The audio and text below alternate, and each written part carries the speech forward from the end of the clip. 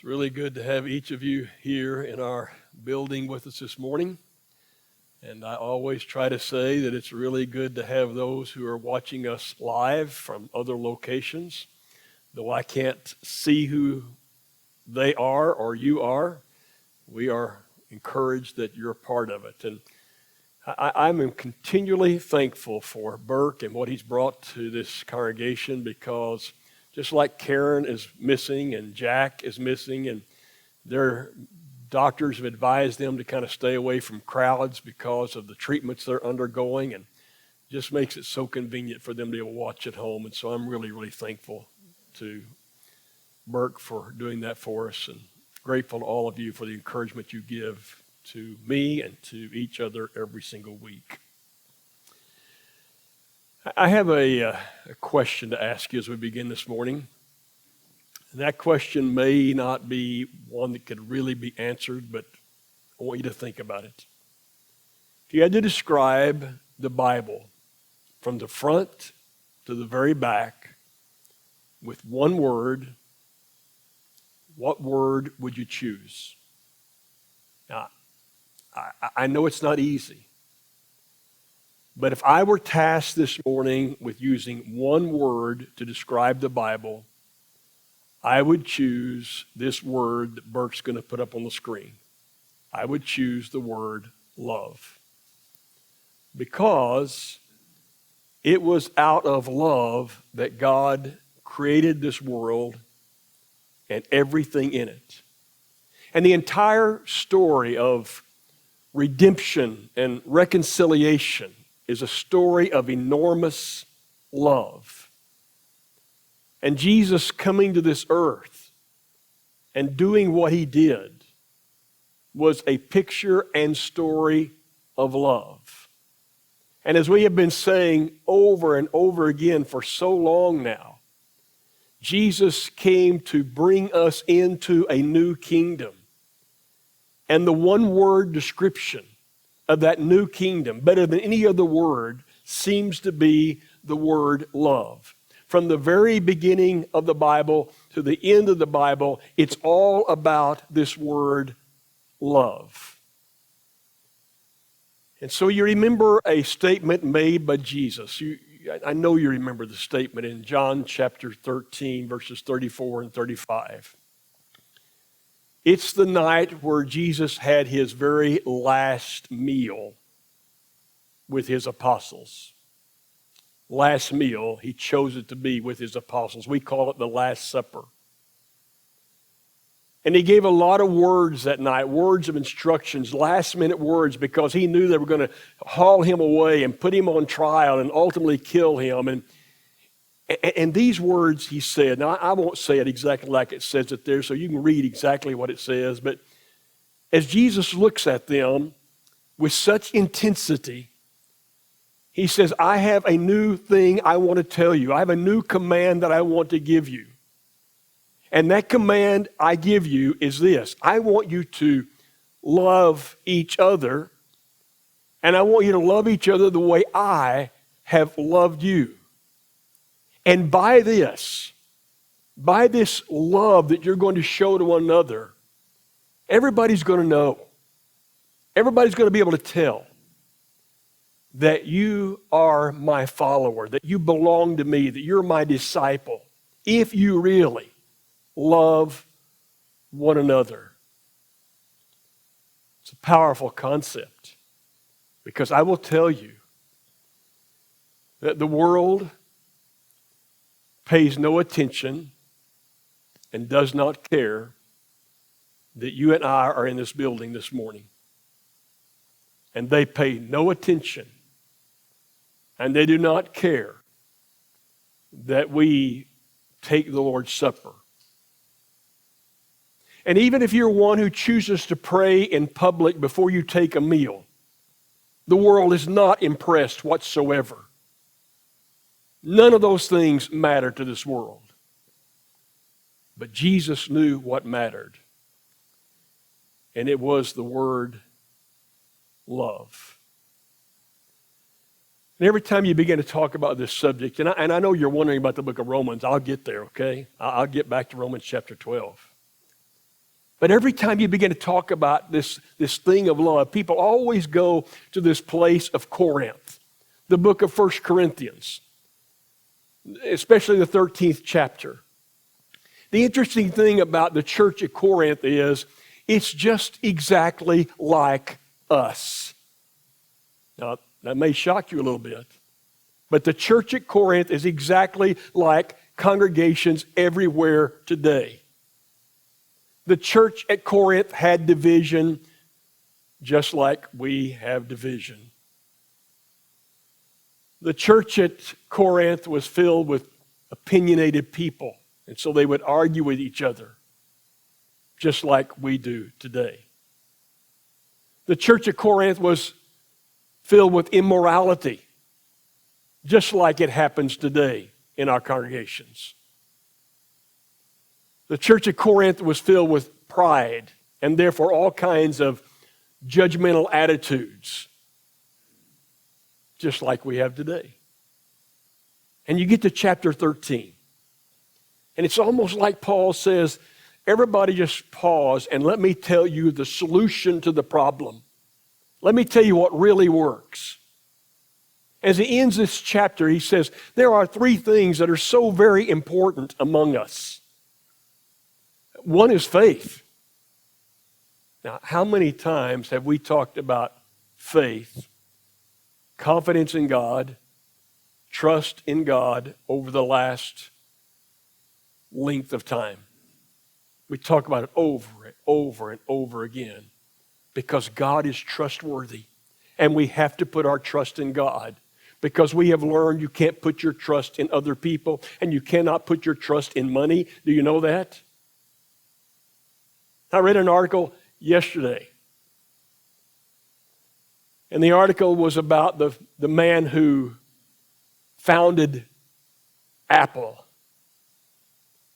And he died very young with pancreatic cancer. And on his deathbed, with $7 billion in the bank, he said, it's not what matters in life. He said, I'm going to tell you, you can drive a $300,000 car, or you can drive a $2,000 car. It'll get you to the same spot. He said, you can't put your trust in any of that kind of stuff. And he went on and on.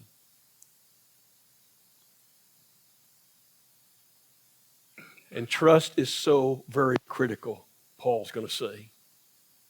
I was talking to Darren Wednesday night. We were talking about the no rain situation and things like that. And Darren was saying, I can't even let myself think about it right now. I can't let myself think about all the things that are going on. But he said, all I can really do is pray about it. He's exactly right. That's what we talk about all the time. And Paul says, let me tell you something else that's really important. The other thing that's important is hope. You and I cannot live without hope. I mean, we literally cannot continue without hope. When people lose complete hope, they give up on everything. But hope comes from trust. Hope comes from putting your confidence in God, that He's going to answer what we're talking about. And as important as trust and hope are, he says, you know what's more important? This thing of love. It's more important than all of it. And here's how I used to feel about it. I used to feel that love was just a fluff subject. In a state of less maturity, perhaps, I used to think that love was kind of something you just talked about when you needed to talk about something. Have you ever felt like that? That it's just not that important? And I know you've heard this before, but it was my awakening. It was my awakening to this thing of love. Because at a large church in Lubbock, I had taught a Wednesday night class that started at 5:30. A couple hundred people would show up every Wednesday night. I taught it for 10 years without stopping. But I remember specifically wanting to stop. I was tired. And Susan and I were sitting in the pew one Sunday morning, and I picked up that church bulletin, and there my name was. I had to keep teaching. I failed to get them told that I wasn't going to teach anymore. Didn't have any material. So I decided I would talk for a couple of Wednesday nights about love. And 30 weeks later,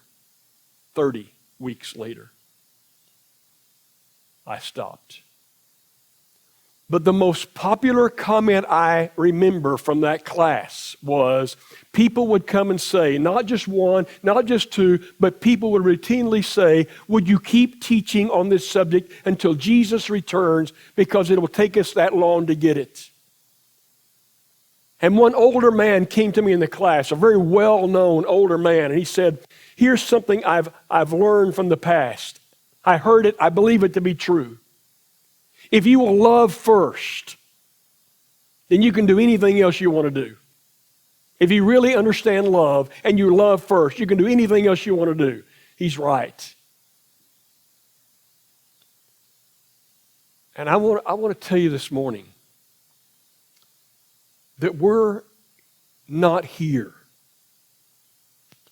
We're not here just so we can be better moral people. That's not the reason. And we're not here to be consumers.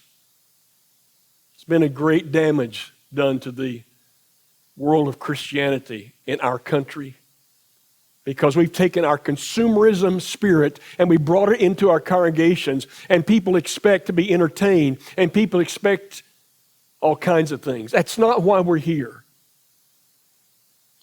We're here because we are in a battle against Satan and his unleashed demons in this world.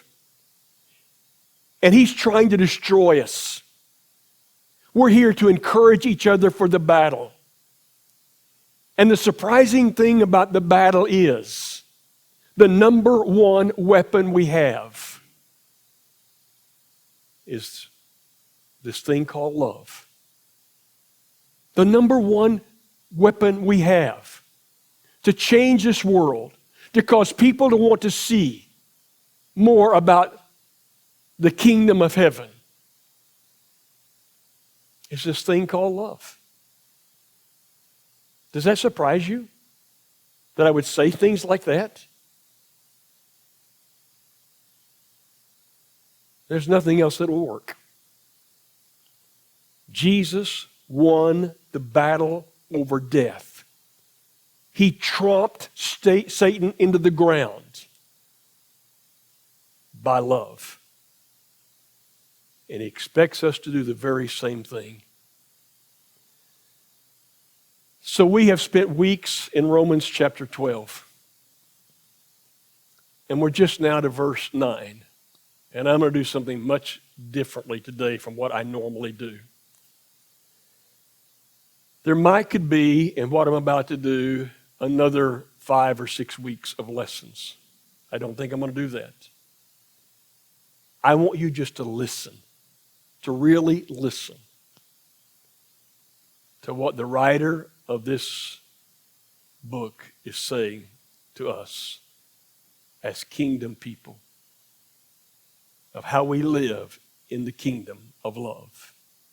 He says in verse 9, love must be sincere.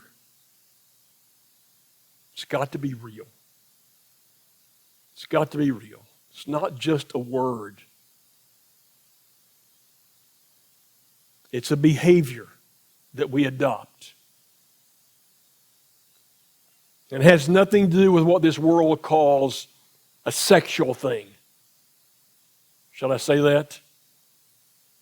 I'm tired of just dancing around thoughts, okay? It has to do with a behavior. And he says, I want you to be devoted to one another in love. I mean devotion, committed to one another in love. And so he makes statements beginning like this. Honor others above yourself. And that is love. Share with the Lord's people who are in need. That's love. That's love. When you're really willing to share. I'm telling you, don't you see it every single day? The world is consumed. Individuals are consumed with their money and with their things. I read another article this week. A friend of mine from Lubbock sent me an article. He said, you need to read this. It comes from a book called Minimalism. I got that out right. And he said, the more you get in this life, and the more you possess in this life, and the more you have in this life is more and more complicated, and your basic quality of life erodes. It doesn't get better, it erodes. Learn to live a more simple life, he's saying. And yet, we are hoarders. We are hoarders. Like we think we'll take that $7 billion with us. Only Mr. Jobs said it won't work that way. I'm on my deathbed. It doesn't work that way. Share with the Lord's people who are in need. Practice hospitality. That's love. Bless those who persecute you. Don't curse them. That's love. Do you understand what I'm saying again? How many times have I said, this life to which we've been called into this kingdom is an unnatural life. It's unnatural. Because the natural life is when I'm cursed, watch out. Watch out. Because I'm going to retaliate. But that's not love. That doesn't impress anybody.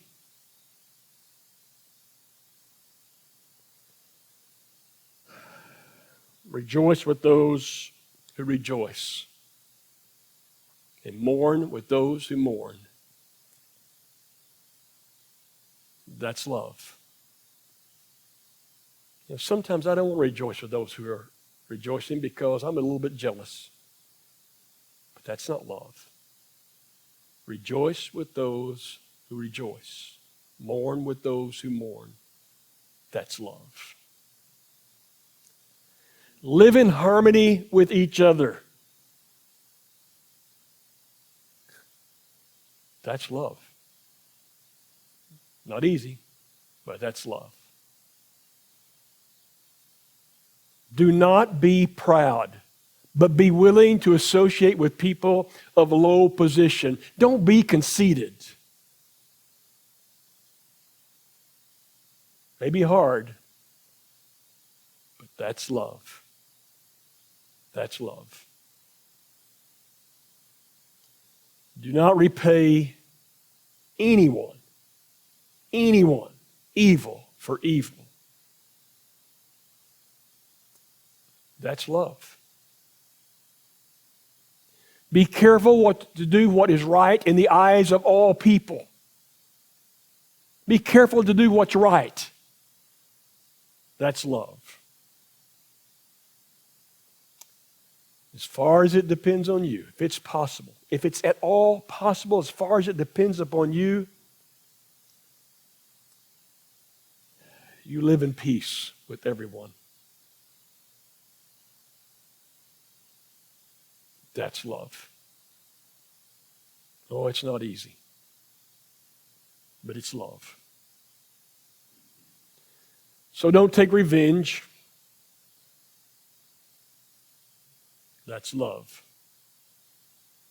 Leave it up to God. He's got plenty of wrath to go around against evil. You don't need to exercise your little bit of wrath. He'll take care of it. That's a paraphrase, but that's what he says. So if your enemy is hungry, feed him. If the enemy is thirsty, give him something to drink. That is love. Don't ever try to overcome evil by doing evil. That's just the way it's the way it works. You overcome evil by doing good. And that is love. And I will tell you that that kind of love solves it all. That ends the war in Ukraine. That ends all the problems that we know in this nation.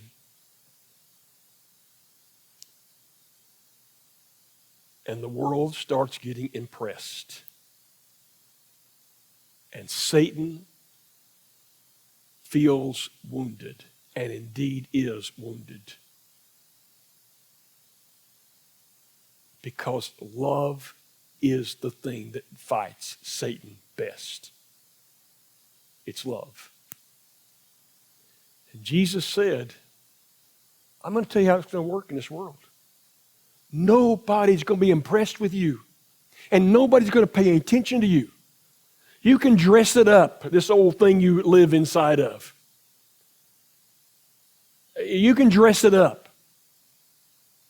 Sue's made me change my socks. I got blue socks on that match my shirt. I'm wondering why. You can't see my socks.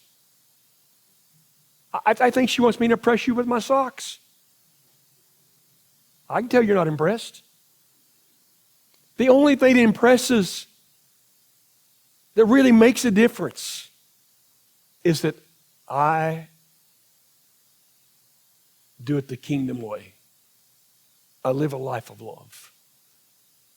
And I fight against Satan and his wickedness and his demons. And